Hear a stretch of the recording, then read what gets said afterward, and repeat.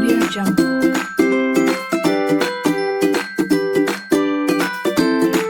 Perkenalkan, nama saya Aniket Adu, NIM 19011859. Saya akan membawakan sebuah cerita rakyat dari Rote yang berjudul Sangguana. Nah, pada zaman dahulu ada beberapa kerajaan di Pulau Rote, di antaranya Kerajaan Ti dan Kerajaan Dana. Nah, raja Kerajaan Dana pada waktu itu bernama Takala'a. Permaisurinya ini berasal dari Ti.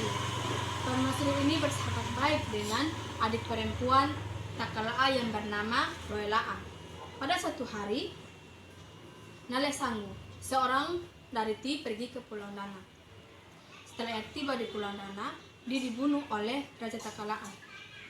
Nah, pada saat itu juga istri Nalesanggu ini sedang mengandung. Setelah ia bersalin, anaknya ini dinamai Sangguana. Bertahun-tahun kemudian, Sangguana ini bertumbuh menjadi besar. Ia menjadi seorang pemuda yang betul-betul tegap dan tampan sekali. Pada suatu ketika, Sangguana ini bertanya kepada ibunya, "Ibu, ayah di mana?" Ibunya menjawab, "Ayahmu Nalesanggu.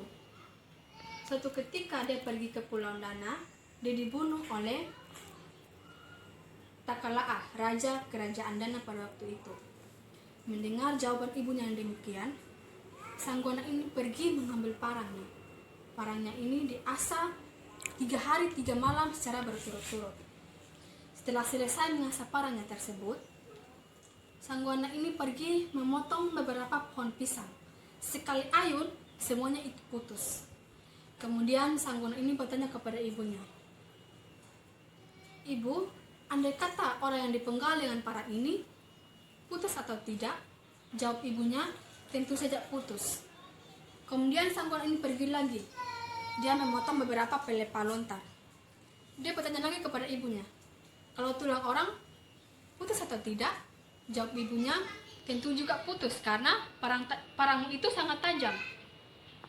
Kemudian Sangguana ini pergi, dia menyerbu ke Pulau Dana dengan membawa seekor kerbau yang dicatnya berwarna merah, putih, dan hitam, yang dikendaranya sebagai pengganti perahu pergi ke Pulau Dana. Nah, orang-orang di Dana ini belum pernah melihat kerbau, lebih-lebih kerbau yang berwarna merah, putih, dan hitam. Nah, setelah Sangguana tiba di Pulau Dana, orang-orang Dana dan juga penjaga-penjaga benteng pada waktu itu pergi melihat kerbau Sangguana itu. Nah, karena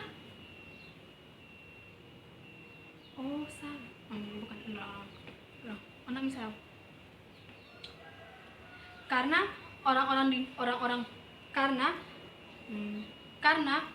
Dana pada waktu itu belum pernah melihat kerbau, lebih-lebih kerbau yang berwarna merah, putih, dan hitam.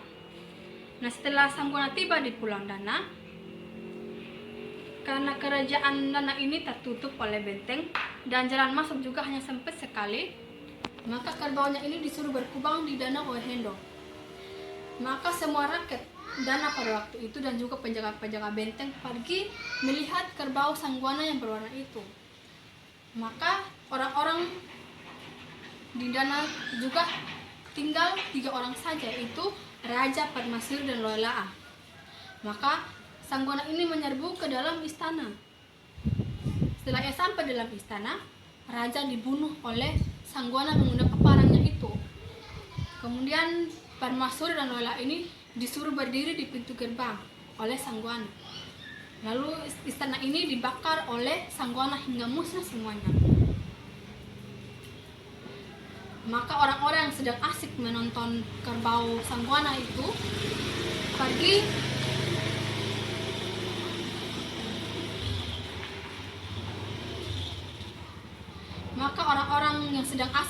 kerbau Sangguana yang berwarna itu berlarian menuju ke istana untuk menyelamatkan atau untuk memadamkan api. Karena pintu gerbang istana ini sangat sempit, maka orang-orang ini masuk seorang demi seorang. Nah, di balik pintu itu, Sangguana telah menanti dengan parang tajam di tangannya, sambil memancung seorang demi seorang hingga semua rakyat Dana itu terbunuh. Nah, setelah istana ini menjadi abu, Permaisuri Loela dan Sangguana mengendarai kerbau kembali ke kerajaan Ti. Sejak peristiwa itu, Pulau Dana ini menjadi daerah Ti sampai sekarang. Nah, kecuali Loela A, tidak ada seorang Dana pun yang hidup. Kemudian Loela ini kawin dengan seorang pemuda tampan dari Ti. Mereka mempunyai anak, kemudian anak-anak mereka ini menamakan diri mereka keturunan Dana, meskipun yang Badaran Dana ini adalah ibu mereka. Nah, setelah peristiwa itu, Pulau Dana ini tidak ditempati oleh seorang pun juga. Beberapa tahun kemudian, anak dari Raja Termanu datang meminang anak Raja Ti. Nah, anak Raja Ti ini menuntut belis atau yang bisa disebut dengan mas kawin. Nah, belis ini dapat berupa apa saja yang hidup. Kemudian, anak dari Raja Termanu ini menyediakan binatang-binatang sebagai belis. Kemudian binatang-binatang ini dipotong, disembelih untuk pesta perkawinan. Ada sepasang rusa yang diberikan oleh anak Raja Termanu pada waktu itu diseberangkan ke Pulau Dana yang tanpa penghuni itu. Kemudian rusa ini makin lama makin banyak sampai sekarang. Maka penghuni utama Pulau Dana pada saat sampai sekarang ini adalah rusa. Jika ada seseorang yang ingin memburu rusa tersebut, ia harus meminta izin kepada Raja Ti dengan membawa beberapa uang Belanda yang bernilai 12 gulden. Terima kasih.